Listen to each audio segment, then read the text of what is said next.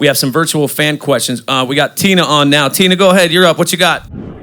How do you balance family life and music together in the industry? How do you balance family life and staying busy as a band in the music industry? Oh, it's so easy. What a joke. Yeah. Yeah, everyone says Instagram is a highlight reel because it's true. No, you know what? We have an open dialogue always. I think, all three of us have really incredible spouses. We have young kids, and they, are our first priority. And I think it all kind of starts with making sure that our families are healthy, because if our families are healthy, then we're going to be healthy out here doing this. And so we just really take it kind of one thing at a time or one tour at a time, and just reevaluate at the end of it and just tell each other what we need, because if you don't, then just like any relationship, it can get tough. Yeah. Balance, that's the key. Balance. When it comes to that, I mean, are there times that you'll step back and be like, hey, guys, like, I know we were going to write later this week, but, like, it ain't going to happen. And how does the band react to that? All the time. I mean, I think the hardest thing for us, like this record, when you look at the record, I mean, I think it was just a product of the last year and a half where, Dave might have been somewhere else, Hillary might have been somewhere else busy, and I was like, hey, I'm writing tomorrow. If anybody's in, cool. If not.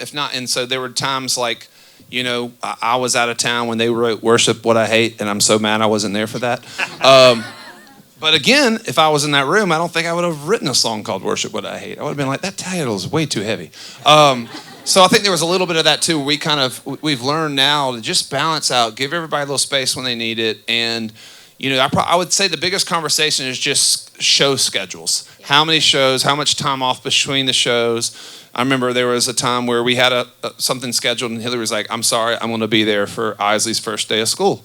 And it was like, all right, done. And, you start slowly putting those as priorities. And I think 15 years of being a band together, and like when we do speak up about something we need, we have trust built between the three of us. So it's like, we say, okay, let's do it. We got Ben on Zoom right now. Ben has a question. Ben, you're on with Lady A. Go ahead, buddy. Out of all of the songs that you've recorded, what would you say is your favorite overall? The favorite song we've ever recorded.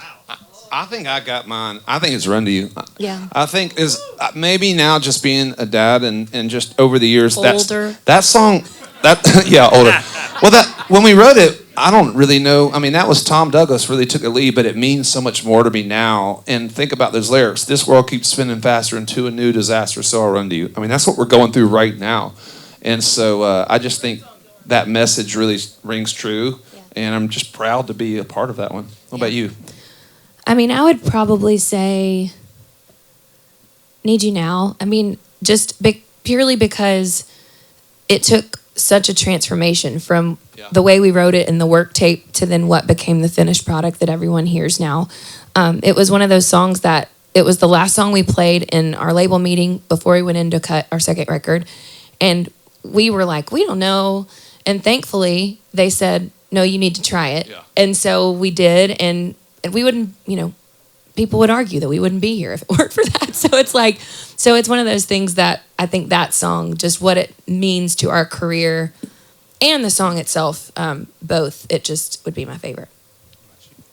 It's a big question. Let me think. I'm thinking. This is a big question. You got to say the song you wrote for your wife. Right? Well, yes, that one for sure. I was gonna say Like a Lady. Come on, man. It's a bop. That thing slaps, man. Come on. I think my favorite, to be sentimental, would probably be on the first record. The last track was a song called One Day You Will. And to see people still to this day talk about how that gives them hope, gets them through hard times. That's what we strive to do as a band. We want our music to have that impact on people, so I'm proud of that one. One Day You Will. Look it up. Vintage Lady A. Vintage Lady A. Just a little throwback. We got Joanne now. Thanks, Ben, for your question. Joanne, you're up with Lady A. What you got? Hey, Lady A. My favorite part of the What a Song Can Do tour was the acoustic section where you played some deep album cuts. Would you ever consider doing an entire tour where the set list was only deep cuts? Oh, Joanne, you are speaking my language. I mean, I don't that know. it would feel very indulgent to do well, that. I wouldn't say we would do a whole tour just of deep cuts, but we have already talked about at some point in our career doing like an acoustic tour. Well, and even this setup we're in tonight, I mean, we've never done this setup on the stage before in the iHeart Theater. So just a little bit stripped back. Yeah. Yeah, for sure. But I would love that. That'd be fun. Appreciate Joanne. And now we got one more fan question on Zoom. Christina, you're up with Lady A. What is your most memorable performance that you have ever had? So, other than our 4 iHeart performances, I have one. what? So we had the opportunity to perform on the Grammys. It's kind of a funny story, and you could probably YouTube it and find it. But we were so excited we got to perform Need You Now on the Grammys, and there was this curtain called a scrim that was supposed to fall right at the top of the chorus. So it was going to be this dramatic like reveal. And as we were getting set for our performance, I was starting to see this curtain, and it was just like blowing like this. The air conditioning unit. When we say an air conditioning unit, it was in Staples Center. It was in Staples Center. So it was like this massive thing, and it was pulling this thing. It was sucking it back in.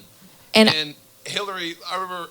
I started panicking because I'm like, okay, that thing is supposed to drop right there, and it's going like this. Like, how is this going to work? So we start the song, top of the chorus starts, and this thing falls, and it falls on my head. Like, and for a split second, it's like I'm a ghost, you know.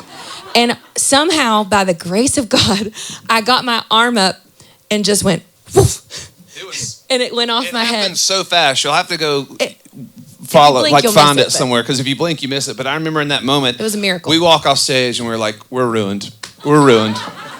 We're like, they saw that and it's going to be everywhere. And luckily, they had made a quick cut kind of away from it. But I remember in that moment, it went from the most terrified, upset we've ever been to literally that night, this song was #1 overall on like iTunes. And we were like, we're going to be okay.